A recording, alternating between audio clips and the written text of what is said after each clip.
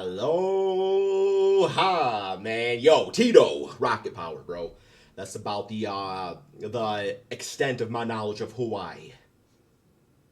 You know, I had this whole bit I was gonna play you guys a little. I see trees of green, red roses too. And the first time I was recording it, some police sirens went by. You might be hearing police sirens right now. And people weren't going to believe me that I was in Hawaii. They were going to think, yo, man, those are the sounds of Detroit, right? They got crime in Hawaii also, man, okay? Somebody got sand in the potato salad. Tell me that's not a crime. All right, jokes aside, the NBA reached out to me today, and they invited me to the NBA training camps out in Hawaii the first week of October. Now, about 5-10 years ago, I would have hopped all over that opportunity. Full disclosure, I did decline, and that's because I have a baby on the way, and I had used up on my vacation time at work, man. Ain't gonna lie about that either. And yeah, it's just that for me to, you know, I love creating content. I have so much fun doing that, you know, because I can do that and still be a family man. Probably the only thing that would get me to switch up from my current life that I absolutely love would probably be as a job as like a commentator, you know, or like a player announcer, man. Like player announcer for the Pistons, you know, Mason's got it locked down, but that's my absolute dream job, man. Like at guard, Cade Cunningham. Returning to Detroit, Luke Kennard. Like, man. Dream job right there. But anything else, like, I'm so happy, guys. It's unbelievable. And I really hope that a content creator, you know, gets the opportunity to take my place and, you know, relish in the moment and make the most of it. Some of my favorite times in life is when I got invited to some certain things by the NBA. Have that be when I met Big Ben Wallace, you know, in Detroit, or when I went to, I met a whole bunch of content creators back in 2016, man, you know, in Chicago. Some really cool moments there, man. But at this point, just, you know, not really in the cards for me. So, I still wanted to share it with you guys because, man, I get like 2,000 views a video, and the fact that, you know, I was reached out to, it was just a nice little moment, right, man? I like to share the happy moments with you guys. One word to describe every NBA team's offseason. You know, I don't plan on reacting to articles like all the time now for content. I'm still gonna do the occasional rebuild, just like, I don't know, I mean, it was fun at first. Now I'm like, this game's the same. But I'm still gonna do some rebuilds at some point. And once the season starts, you know, we'll get back to highlight reactions and all that good stuff, man. My Detroit Pistons. But, yeah, if you had one word to describe your NBA team's offseason, let me know in the comment section below. I would say for the Pistons, it would have to be... what would it be, man? The Pistons offseason would be veterans. We got some vets out there, man, to help the team. I would say veterans is the one word I would use to describe the offseason. Alrighty, so we got the Atlanta Hawks as idling. Identifying direction is difficult. I mean, I guess, like, you know, they were gifted the number one pick having a 1.6% chance of winning the lottery. So, like, what was the direction before that? You know, it was still kind of, well, they got the DeJounte Murray before he's gone now. It was trying to put a team around Trey.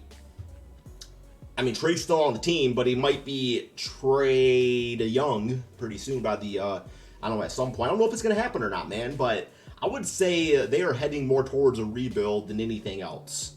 It's just the big elephant in the room is Trey Young and what's going to happen there. It's like, I don't think he's number one on a championship team. We've kind of seen that with the Hawks, right? Like, if Damian wasn't doing it, Trey Young wasn't doing it, man. So, time to rebuild, get some pieces for him.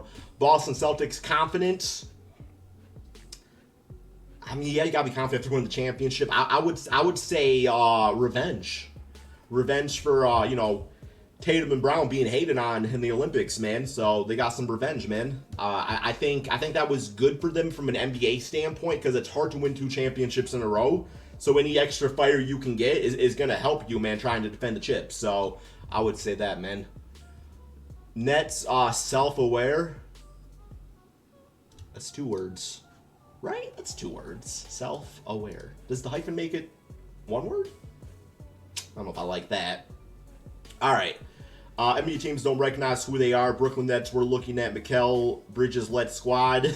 I mean, he's a great number 3, man. He's Sean Marion. Okay, you're not asking Sean Marion to win you a championship, especially after KD, Kyrie, and James Harden are gone, right, man? It's just how it is.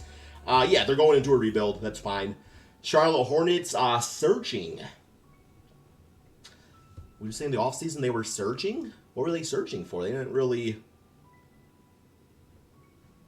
Like, that doesn't describe their offseason. They weren't really searching. Like, they brought back Miles Bridges. That's about it, right? They didn't really do anything, did they? I could be wrong here, right? Searching for an identity? I mean, I don't really think that's the case. Like, the word identity is so much they interchange it on this on Bleacher Report, in meaning that they have no idea who they are, man, and that's just not the case. Like, this is the team that wants to build around LaMelo. That is their identity. Is it a good identity?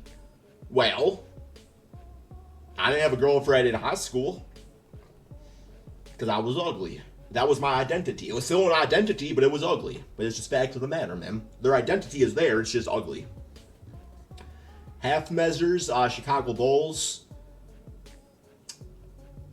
I disagree with that too. Like, what are the half measures? Yes, they traded DeMar DeRozan.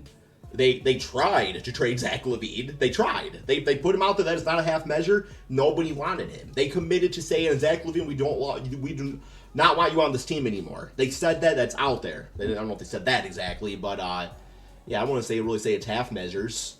It's just it's more like it is what it is situation. Like, if nobody wants him, well, it is what it is. You got Zach LaVine still, not a half measure. They try to trade him. Cleveland Cavaliers almost what? Team is now in the luxury tax and must decide if Karis LeVert is a long-term piece. He's not. Just too injury prone to really commit too much long-term money to him at this point. Is it strong enough to take down the Boston Celtics? I mean, they have a new coach. Their old coach was better. Almost what, though? They got Isaac Okoro, the last Woj bomb ever. So, do they have enough to win a championship? I mean, Darius Garland, like, he's got to return to all-star form for that to happen. And Evan Mobley's got to take another jump, right, man? It's kind of what it is. Dallas Mavericks, better question mark? I would say so. Like, you know, Josh Green was pretty nice in the playoffs, but they got Klay Thompson, who wasn't nice in the playoffs, but is still a very good basketball player and is going to have a very different role on this team. I think he's going to be the shooting guard version of PJ Tucker. Najee Marshall's great. So, yeah, I would say they are a better basketball team. And even, like, guys like Derek Lively, like, he's a year better. So, I would say they're better for it. Denver Nuggets, attrition. What does that mean? The financial realities of this collective bargaining agreement. Does the dangerous duo of Jokic Murray diminish the damage of dwindling depth in Denver? Well, I mean, that's kind of what, you know, even if you're a championship caliber team, you can't really sleep on the NBA draft and player development, because this is the exact problem that a lot of championship contenders went into, is that once you win that ring, everybody wants to get paid because they did their part, right, man? So you have to have the guys that are ready to come in to fill in those voids and hope that, you know, them learning under a championship environment is going to result in them kind of backfilling some of those lack of depth spots on the roster. Detroit Pistons. This doesn't even make sense. Restarting. What do you mean we're restarting? What about this offseason gives you the indication that we are restarting? The roster is exactly the same from the guys that should be part of the roster, looking at the young players, and we brought in veterans to build around that. That is not restarting. That is building on the foundation of what we've already been working towards.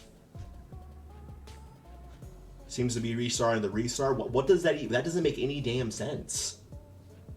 I mean, unless Langdon's out there, you know, playing basketball or something, but teams go, you know, get new front office and new coaches all the time. Doesn't mean they're restarting. That makes no damn sense. Restarting would mean trading away Cade Cunningham.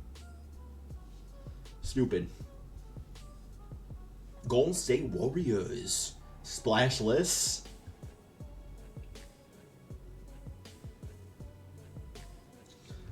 I'm going to retitle this video to one word to make me throw up in my mouth. You guys brought in Buddy Hield, and you still have Steph Curry. If you don't think that water's going to be splashing, then I don't know, man. You're probably swimming in a pool of Jello.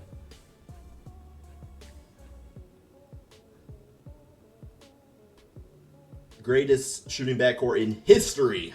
At this point, I think Buddy Hield is going to be a much better fit on the Warriors next to Steph Curry. Houston Rockets, patient. Yeah, I would say so. They didn't really do too much. Besides, they draft Reed Shepherd, which was a great pickup. Outside of that, though, yeah, they're kind of going the course. I think they really want to see what Alpy and Jalen Green looks like, with them both playing optimal basketball. We didn't really see that last year because they were kind of good or injured at the wrong times compared to each other. Pacers investing. What are they investing in? Pascal, Obi, TJ. Yeah, they're pretty much bringing everybody up back. Did they get anybody in this offseason? I mean, I guess their big thing was getting Pascal last year at the trade deadline, but did they do anything beyond that, or is it pretty much running it back? Clippers downsizing. Yeah, not by choice. It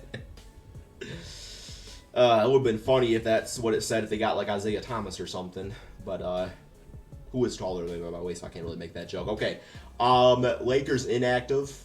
I mean, you're going to say this, I would say one word would be James. Have that be Bronny or LeBron, man. That's kind of what their offseason was all about, that storyline.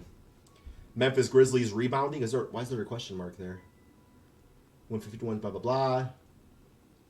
Will the Grizzlies rebound? Oh, I thought you meant like actual rebounding the basketball. Because I was like, there's a guy named Zach Edey on the team that's 9 foot tall that might grab a few boards. Yeah, John Morant's back, healthy.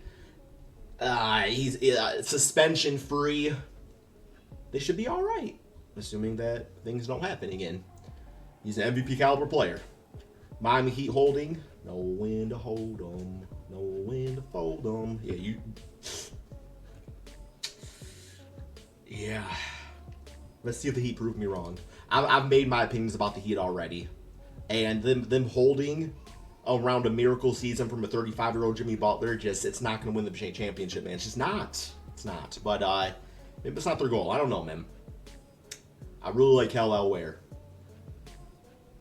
Bucks margin hunting. I assume that means getting players for cheap deals, which they did that with Gary Trent. Yup, right there. Gary Trent, Taurean Prince, DeLon Wright. So, yeah, they're going for some proven role players that they can get, on a cheap price and kind of hope that it filled some of the skill voids that they were lacking last year. So, I don't think it's necessarily a bad move. I'm still not sold, on Brook Lopez being their starting center anymore, but hey, what do I know? T-Wolves, limbo. What do you mean? Bro, y'all brought in Dillingham. It may not be until the ownership limbo is resolved. Wait. The team's decision-making may be stifled. Oh, you're fine. Your team's already good. And Anthony Edwards is going to continue getting better, man. He might be MVP next season, so we'll see. Pelicans, needle threading. Can the Pelicans stay competitive and improve while also making economic subtractions? You brought in DeJounte, so that's good. I would really say consolidation is what they need. They got too many forwards, not enough centers. So, they have some good trade pieces. You just got to find the partners, man. I will take Herb Jones in Detroit. What y'all want, man? I don't know what that trade looked like. Knicks, Villanova.